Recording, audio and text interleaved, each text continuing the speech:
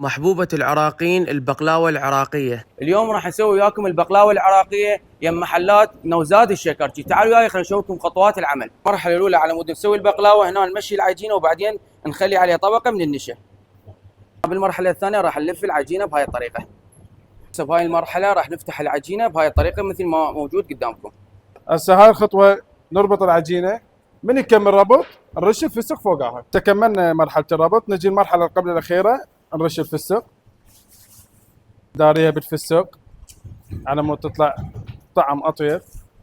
وبالمرحلة قبل الأخيرة راح نخلي العجينة وبعدين نقطعها على شكل مربعات والنوب نرش عليها دهن الحر، وبعدين نبقجها ونروح نوديها للفرن لمدة 5 ساعات تقريبا.